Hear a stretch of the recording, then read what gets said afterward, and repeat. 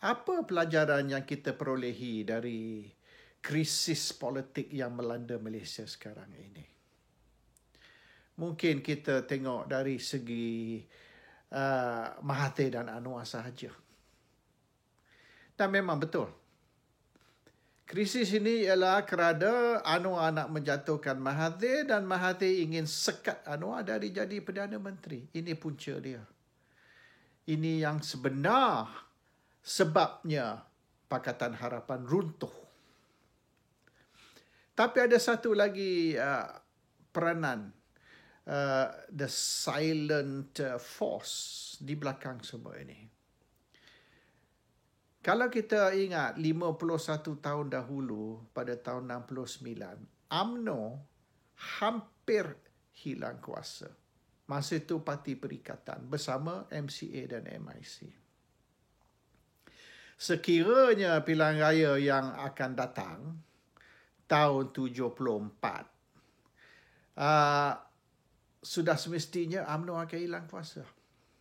Jadi pada tahun 73, mereka wujudkan Barisan Nasional dan PAS menyertai Barisan Nasional. Walaupun masa itu PAS pembangkang dan PAS boleh tawan beberapa negeri, Terengganu, Kelantan, Kedah, Perlis dan sebagainya, tapi PAS mengorbankan kuasa politik mereka dengan menyertai Barisan Nasional pada tahun 73. Ini untuk membantu UMNO, untuk tolong menyelamatkan UMNO pada pilihan raya 74. Dan pada pilihan raya itu, prestasi Barisan Nasional cemerlang. UMNO diselamatkan. Sekali lagi berlaku tahun 2018, tapi kali ini memang betul-betul UMNO hilang kuasa. Dan masa tu PAS juga di dalam pembangkang. Dan nampaknya masa depan UMNO ni gelap. Mustahil untuk UMNO nak timbul semula. Dan pada peringkat awal, beberapa minggu selepas bulan Mei tahun 2018, sudah ada bunyi cerita sepatutnya Barisan Nasional ditutup, sepatutnya UMNO ditutup dan perlulah parti baru diwujudkan supaya tidak ada lagi nama UMNO atau Barisan Nasional.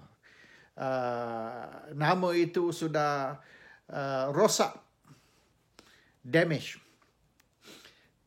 Dan apabila Perikatan Nasional ditubuhkan, PAS sekali lagi menyertai Perikatan Nasional. Dan kali kedua di dalam sejarah. Selepas tahun 73, 47 tahun dulu, kali kedua PAS membantu menyelamatkan UMNO. Yang sebenar PAS tidak perlu buat itu.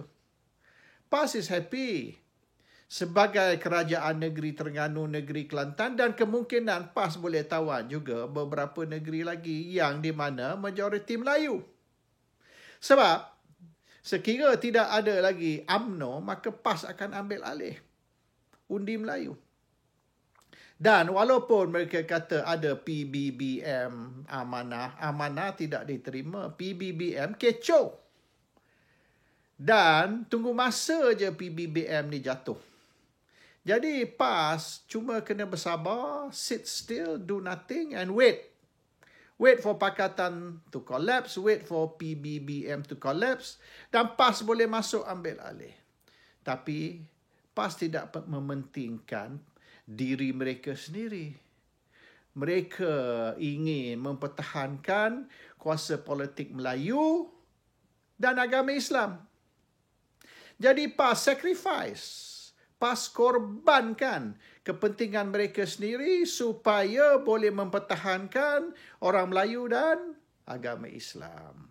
Dan yang untung siapa? UMNO. Apa yang PAS dapat? Adalah PAS dapat sikit. Tapi banding dengan UMNO dan orang lain, PAS dapat tak banyak. Misalan kerusi menteri itu pun kementerian yang tidak impresif. Tak bagi pun menteri kementerian yang hal-hal agama dan sebagainya. Jadi, PAS beri lebih dari mereka terima.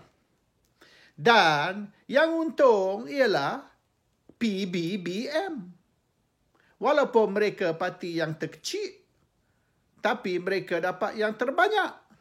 UMNO pun not happy. UMNO pun sungut yang mereka dapat share mereka ni sikit banding dengan jumlah kerusi ataupun jumlah ahli parlimen yang mereka ada.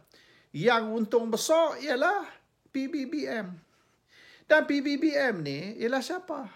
PBBM ni UMNO. Sama juga macam Semangat 46, UMNO. Orang Melayu di dalam PKR pun UMNO.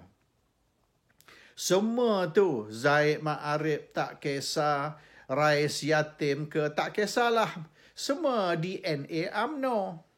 Dan orang macam Anwar Azmin dan ramai lagi orang Melayu di dalam PKR juga DNA UMNO.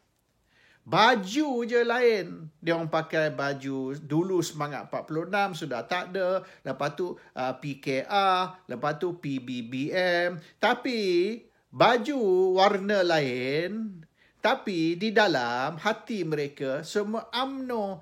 Tabiat mereka pun UMNO.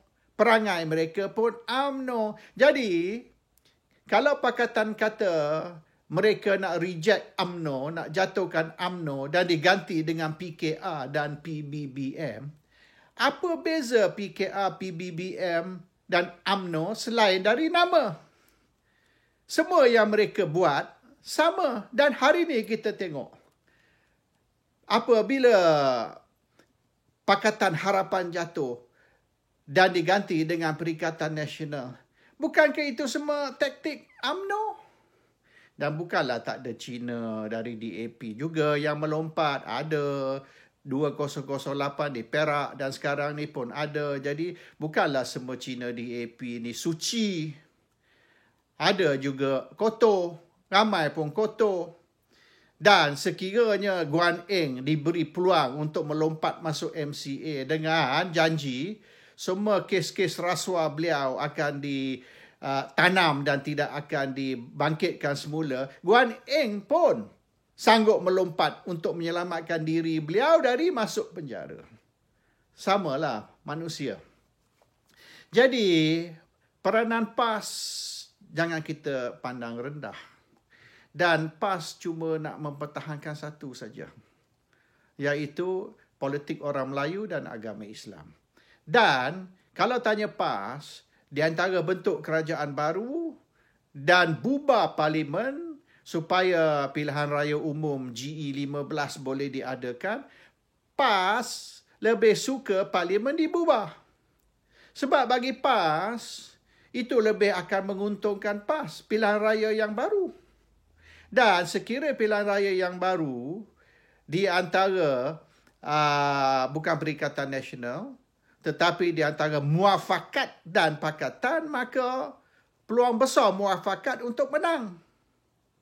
Dan apa yang saya nampak, oleh kerana pergolakan politik di dalam pakatan yang masih berterusan dan tidak habis, sekiranya pilihan raya umum yang ke-15 diadakan, kemungkinan besar PBBM akan balik kepada pakatan dan kemungkinan PKR, oleh kerana di dalam PBBM tu ramai tim B, tim Azmin asal dari PKR dulu, kemungkinan besar PKR akan lompat kepada Perikatan Nasional dan akan mengganti PBBM.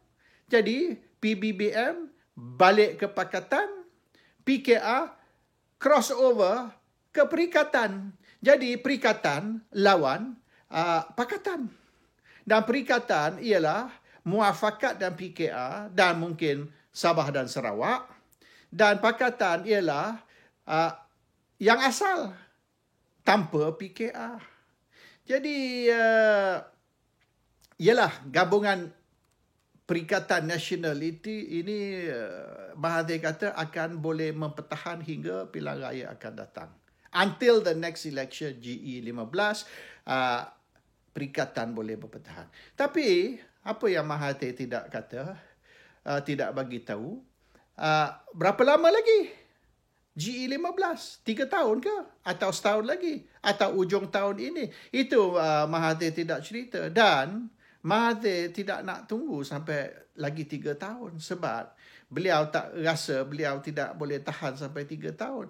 So, they are trying very hard supaya kalau boleh, Parlimen dibubar dalam bulan Mei. 2 bulan lagi. Jadi bermaknanya, kerajaan perikatan ni ialah hanya 2 bulan. Dan pilihan raya baru akan diadakan. Ini rancangan mereka. Dan sekira berlaku demikian, Muhyiddin bersama PBBM akan lompat balik ke Pakatan. Dan sekira PKR nak survive, perlulah PKR buat deal dengan Muafakat Nasional untuk satu perikatan nasional yang tidak lagi dianggotai oleh PBBM tapi diganti dengan PKR. Jadi cerita ni yang sebenar panjang lagi. Dan tidak habis di sini. Dan yang kita tahu, Muhyiddin dengan Mahathir sudah bercerita tentang pendamaian. Muhyiddin nak minta maaf dengan Mahathir. Mahathir kata dia tidak ada masalah. Dia boleh terima orang UMNO tapi tak boleh terima UMNO. Ini yang Mahathir kata. He can accept UMNO people but not UMNO party. Jadi bermaknanya kalau UMNO nak bekerjasama dengan Pakatan, no way. Tapi sekiranya orang UMNO nak keluar dari parti, masuk PBBM seperti Azmin dan ke semuanya 11 orang pemimpin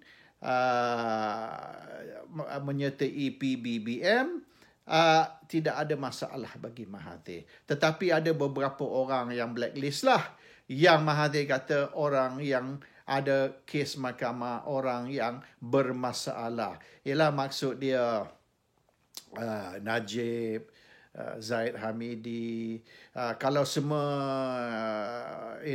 orang ni Mahathir tidak terima, kecuali di orang ni Mahathir boleh terima. Bermaknanya Mahathir nak swallow UMNO. Dia nak telan UMNO, tapi dia tidak mau UMNO parti. Dia nak anggota-anggota pemimpin-pemimpin UMNO duduk dalam Pakatan Harapan. Ini yang Mahathir nak cuba. Dan Mahathir sudah kata memang dia dengan Anwar tak pernah berdamai. Dan dia tidak boleh berdamai dengan Anwar. Anwar ni tidak boleh diterima oleh orang Melayu.